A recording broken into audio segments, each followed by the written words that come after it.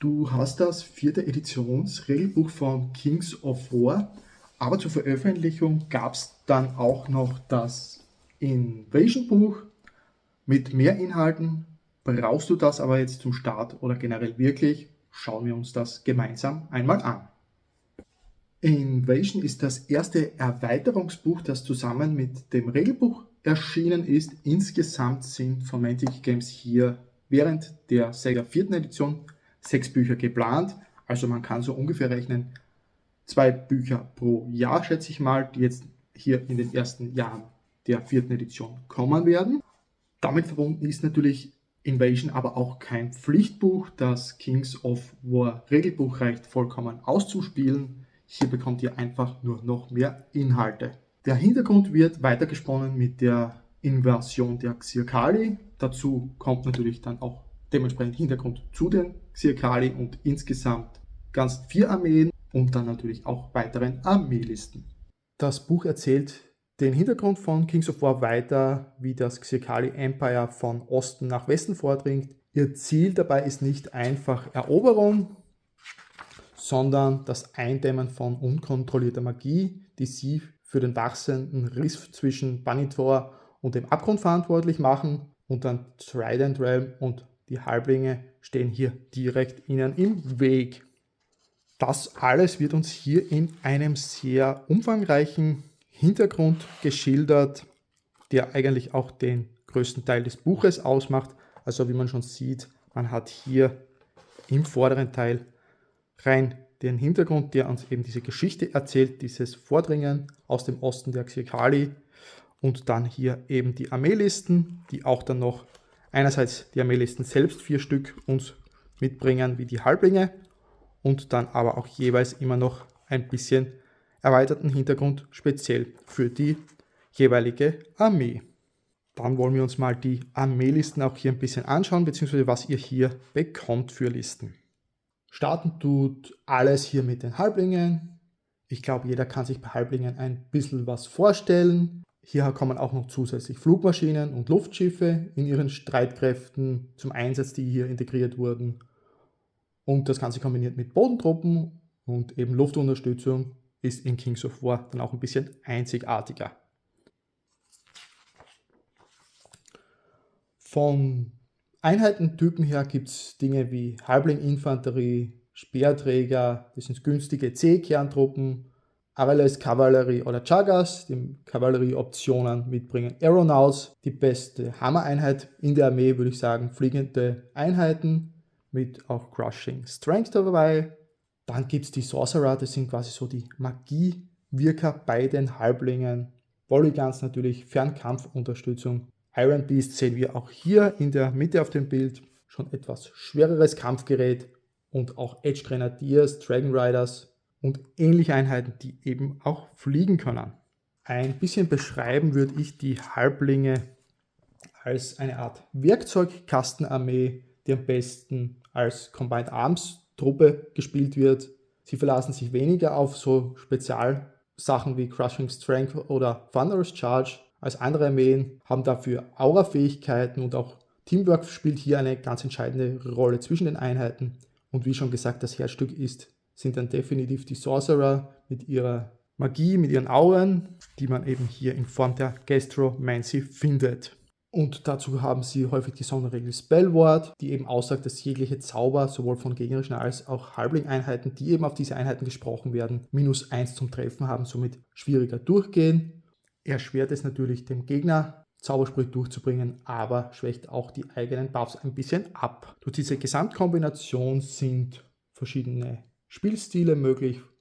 Flying Circus mit Aeronauts, Beschussarmeen oder Mixed Arms. Die Lernkurve ist vielleicht ein bisschen höher, weil man doch sehr viele verschiedene Möglichkeiten hat und für wen ist sie geeignet. Wer eine taktische, anspruchsvolle Armee mit einzigartiger Luftunterstützung mag und Synergien zwischen Einheiten schätzt, würde ich sie mal so einschätzen. Und eben hier sind dann auch immer noch ein paar Hintergrundinformationen, auch dann zusätzlich noch dabei zu gewissen Charaktermodellen. Dann kommen wir als nächstes zu den Salamanders. Grundsätzlich mal eine Reptilienarmee, die, würde ich sagen, für das Gute kämpft, so was ich jetzt bisher an Informationen habe. Ich weiß dabei gar nicht, wie beliebt das die Armee eigentlich ist, aber auf alle Fälle, sie bringen Saurier, Ungetüme und Feuerelementare mit in die Schlacht. So ein bisschen ein Mix von beidem. Und jetzt hier in der 4. Edition hat Mantic die Salamanders für die 4. Edition auch ein bisschen mit digitalen STLs ausgestattet. Wer das Ganze eben selbst drucken möchte über 3D-Druck, hat da seit Jänner 2026 die Möglichkeit dazu. Und es sind da auch ein paar neue Einheiten dazugekommen, wie die Lancers oder Gekota Infantry, glaube ich, sind auch neue Einheiten, die bisher keine eigenen Modelle hatten, sowie ein neuer Champion. Und auch der Commodon als eine neue indirekte Schussunterstützung ist hier dazugekommen. Für mich auch einen eigentlich ganz interessanten Stil, den die Salamanders hier aufs Spielfeld bringen, also von der Optik der Armee selbst. Und es gibt hier eben auch so ein paar typische Einheiten wie Ancients, eine der zähesten Infanterie im gesamten Spiel, glaube ich. Dann Ceremonial Guard, auch etwas guter Rounder, hohe Defense mit 5, Phalanx-Regel und Crushing Strength.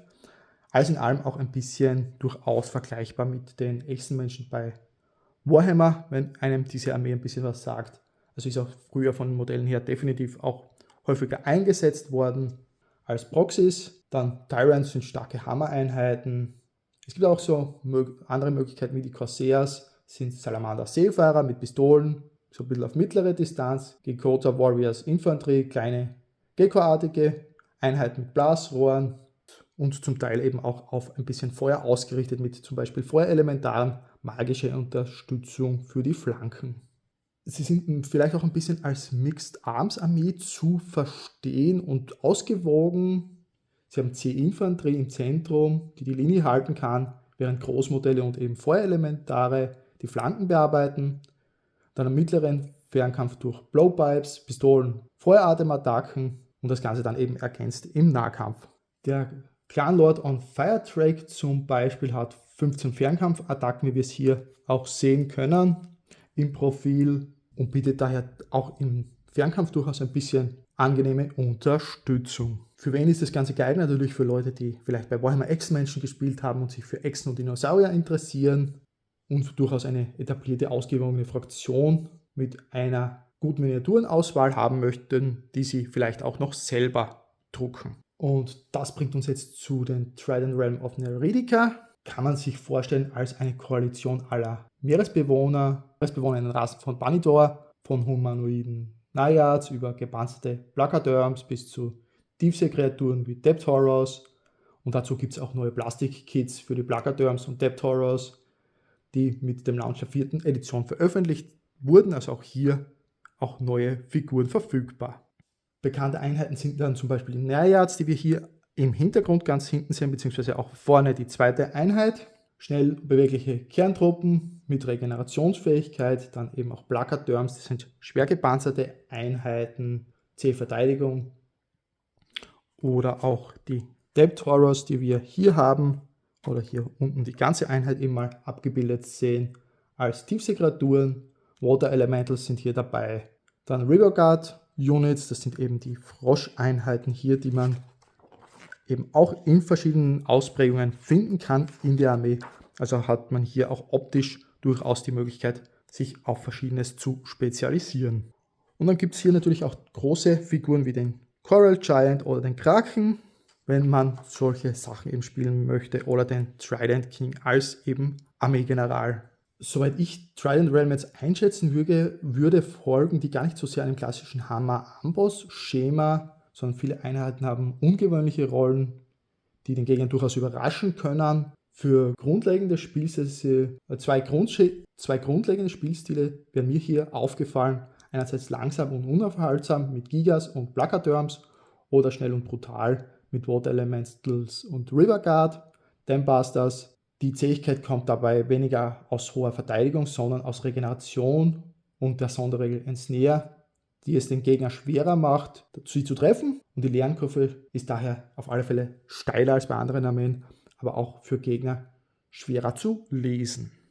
Ich würde sagen, diese Armee ist für jemanden geeignet, der vielleicht ein bisschen mehr auf eine visuelle Einzigartigkeit setzt bei seiner Armee, der so etwas gerne mag und bereit ist, eine steilere Lernkurve in Kauf zu nehmen. Und das bringt uns jetzt zum Abschluss der 4. Armee, dem Xirkali Empire. Die Xirkali sind eine brandneue Fraktion, die hier mit diesem Buch veröffentlicht worden ist. Und ich würde tatsächlich so weit gehen und sagen, nicht nur für Kings of War, sondern für Fantasy Tabletop generell, denn so eine Hunde-ähnliche Kriegerarmee mit menschlichen Verbündeten hat man so, glaube ich, noch nie wirklich gesehen. Zumindest mir ist jetzt kein Spielsystem bekannt. Und das Ganze eben noch verbunden mit einem mongolischen Vibe. Mantic selbst hat sie, glaube ich, ein bisschen beschrieben als Armee die brutale Stärke, seltsame Kreaturen, alchemistische Artillerie und eine ausgeprägte Abneigung gegen leichtfertige Magie vereint, also eben genau gegen das hier jetzt auch im Hintergrund in den Kampf zieht. Von den bekannten Einheiten hat man hier natürlich dann diverse hundeähnliche Einheiten mit den Warriors und den Spear Wardens, dann eben Jan-Einheiten, das sind hier die menschlichen Soldaten, da gibt es auch verschiedene für Fernkampf mit Chakrams, also sehr viele Möglichkeiten. Ich persönlich finde es hier ein bisschen schade, dass hier diese Einheiten gleichen Bausatz stammen und sich sehr, sehr ähnlich sehen, aber da habe ich auch schon ein bisschen eine Lösung für mich gefunden, wie ich das angehen werde, dazu aber auch in einem anderen Video mal mehr dazu. Auch Planestalker-Einheiten mit eben Bögen zur Unterstützung. Und was hier vielleicht ein bisschen auch wieder auffällt, sind so Sachen wie die Lion's Null Cavalry zum Beispiel oder auch hier das Großmodell. Ein bisschen alles mehr auch in den asiatisch-chinesischen, mongolischen Bereich ein bisschen reingehen vom Stil. Etwas, das mir persönlich ehrlich gesagt auch sehr, sehr gut gefällt. Und was mir auch besonders gefällt, sind eben diese Witch Cage Einheiten eben, dass sie Jagd hier auch auf die quasi gegnerischen Magieanwender machen. Eine typische Anti-Magie-Armee, könnte man sagen. Dementsprechend haben sie auch selbst keine Magie sonst im Einsatz, also keine Zauberer. Was mir so aufgefallen ist vom Spielstil her, würde ich sie wahrscheinlich so einschätzen, dass sie eben überlegtes Positionieren und den koordinierten Einsatz auch von verschiedenen Einheiten sehr gut unterstützen, weil man eben diese Jan-Einheiten hat und eben dann die Hemikon-Einheiten. Und dementsprechend statt sich auf eben versteckte Kombos oder eine rein Stärke zu verlassen, arbeiten ihre Einheiten durch klare Rollen und gegenseitige Unterstützung zusammen und haben auch insgesamt, wie auch alle anderen Armeen hier aus dem Buch, im Vergleich eben mehr Command-Fähigkeiten zur Verfügung. Bei der Armee würde ich sagen, die ist für jemanden geeignet, der wirklich etwas Neues sucht und taktisch vielschichtig spielen will. Vollständige Plastikminiaturenreihe bereits verfügbar. Also das ist auch etwas, was definitiv hier ein interessantes Thema sein könnte, dass es hier eben so viele Plastikbausätze für diese Armee dann bereits jetzt zu Anfang gibt. Es stellt sich natürlich die Frage, für wen eignet sich dieses Buch jetzt? Natürlich ganz klar, das Invasion-Buch lohnt sich für jemanden, der eine der 4 Fraktionen hier spielen will.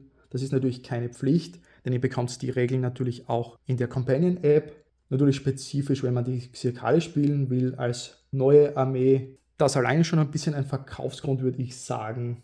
Oder eben auch, wenn du eben im Vergleich zu den Armeelisten aus dem Regelbuch eine Armee spielen möchtest, die eben spezifisch schon von Anfang an mehr Command Orders hat. Und natürlich auch, wenn du den Hintergrund weiterführen möchtest von Banitor, dass du da mehr erfahren möchtest. Für wen eignet sich es vielleicht ein bisschen weniger? Grundsätzlich, wenn du gerade erst mit Kings of War anfängst, dann hast du die Armeen im Grundbuch, im Regelbuch mehr als genug zur Verfügung. Da ist es dann nicht unbedingt notwendig. Dann natürlich klar, wenn dich keine dieser 4 Fraktionen hier aus dem Buch interessiert, dann hast du weder von den Regeln etwas, noch der Hintergrund könnte dich nicht wirklich interessieren. Und somit natürlich ein Fazit: Invasion ist keine Pflichtanschaffung, aber für Spieler der 4 Fraktionen ist sie genau das Richtige, wenn man eben vor allem auch ein bisschen vielleicht Bücher sammelt, und die Xirkali als brandneue Fraktion sind alleine schon ein Grund hinzuschauen, ob einem das Buch nicht vielleicht interessiert. Was eben auch ein Grund für mich war, das Buch zu kaufen, da ich hier in Zukunft mal ein Armeeprojekt plane, in Verbindung eben auch mit den Modellen der Xirkali, aber auch mit Warhammer The Old World zusammen. So ein kleines Doppelprojekt. Falls du noch überlegst, ob du Kings of War anfangen möchtest, ob es das Richtige für dich ist, in den letzten beiden Wochen habe ich das Regelwerk ein bisschen vorgestellt und auch ein bisschen verglichen, was sich für Warhammer Fantasy bzw. der Old World Spieler hier ändert, falls man aus der Richtung vielleicht kommen sollte. Die Links dazu findest du in der Videobeschreibung. und spezifisch das Video von letzter Woche hier auch gleich im Abspann. Noch eine wichtige Frage, welche der 4 Fraktionen aus Invasion interessiert dich am meisten? Schreibe es mir in die Kommentare.